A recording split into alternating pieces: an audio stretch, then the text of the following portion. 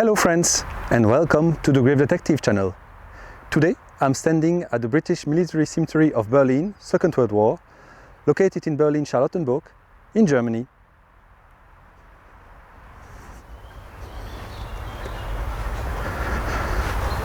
The grave we are visiting today is the grave of Albert Michael Sinclair. Albert Michael Sinclair, nicknamed Red Fox because of his red hair, was born on the 26th of February 1918 in Kensington, London. He was the younger son of Colonel Thomas Charles Sinclair and Iris Lucy Lund. He studied history and modern languages at Trinity College, Cambridge. In July 1939, he was assigned to the 2nd Battalion of the King's Royal Rifle Corps. He was taken prisoner by the Germans in 1940 in the north of France. The Germans sent him to Stalag 21D, Stalag 21D, in Poznan, in present-day Poland. He escaped with two comrades on the 28th of May 1941. What then followed were weeks of wandering through Poland, Slovakia and Bulgaria until they reached the Yugoslav border, where they were arrested by Bulgarian customs and handed over to the Germans. In January 1942, he and one of his companions were sent by train to Dresden, but escaped through a toilet window. Recaptured some time later, Michael Sinclair was finally sent, in July 1942, to the castle of Colditz.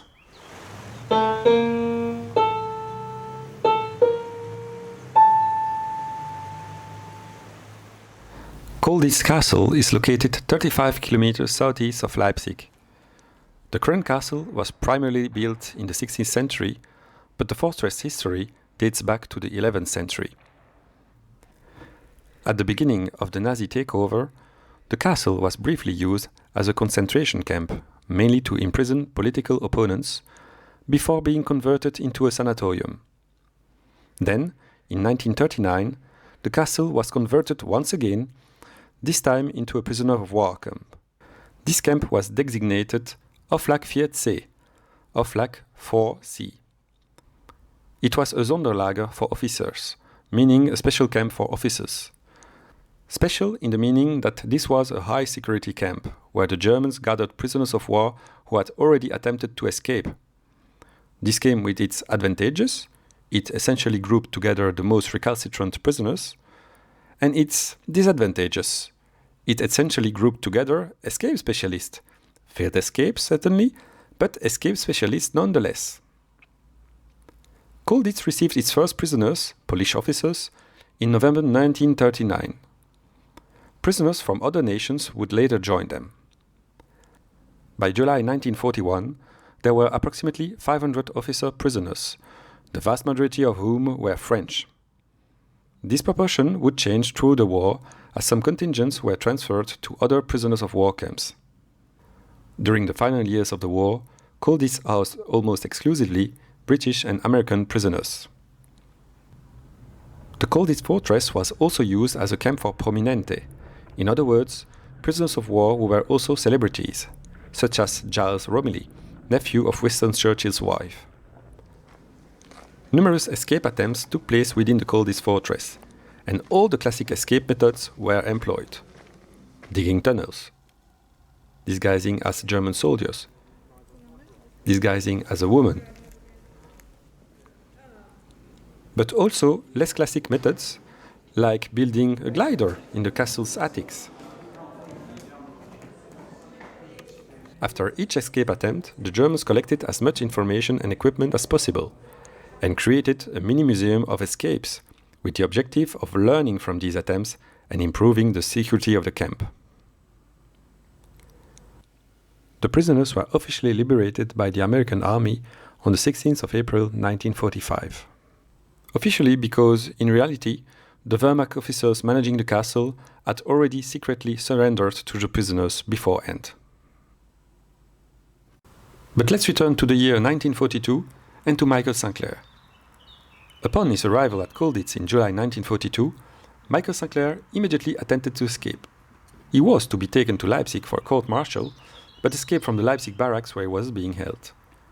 Michael was recaptured by the Germans a few days later in Cologne. On the 19th of May 1943, Michael and some of his companions attempted to escape disguised as German soldiers. During this escape, Michael disguised himself to resemble to Stabsfeldwebel Fritz Rothenberger, a German guard nicknamed Franz Joseph, because of his resemblance with the former emperor of Austria-Hungary. The idea was, under the cover of the disguise, to send German sentries to the other side of the castle and replace the guards at the entrance gate with British men disguised as German soldiers. For this, Michael studied Fritz Rothenberger's habits, mannerisms, accent and gestures. However, this wasn't enough to fool the soldier guarding the entrance.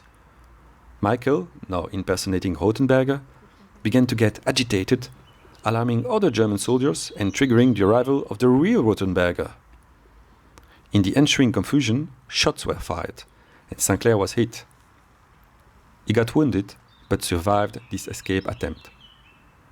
On the 25th of September 1944, Michael Sinclair attempted to escape once again. His plan was simple: to copy the successful escape of Pierre Mairesse-Lebrun, a French officer who had escaped in 1941 by jumping over the barbed wire of the sports field where the Germans had taken the prisoners. So, Michael climbed over the barbed wire, jumped over the wall, but the guards began shooting at him. A bullet hit his elbow, but ricocheted and struck his heart mortally. Michael Sinclair was 26 years old. He was buried by the Germans with military honors in Colditz Cemetery. The German guards had made a Union flag by themselves to place on his coffin. After the war, his remains were transferred to Berlin. Because of his multiple escape attempts, Reinhold Eggers, head of security at Colditz, had nicknamed him the greatest escaper. Depending on the sources, between 30 and 36 prisoners of war escaped from Colditz fortress. Michael Sinclair was the only Colditz prisoner to die during an escape attempt. The British prisoners are the ones who most tried to escape. 120 escape attempts, but only 11 successful, meaning a success rate of approximately 9%. Belgian prisoners, on the other hand, have a 100% success rate. Only one Belgian escaped from Colditz, Captain Louis Remy. Friends, thanks for watching this video. I hope you found it interesting, and I hope to see you soon for another video. Bye!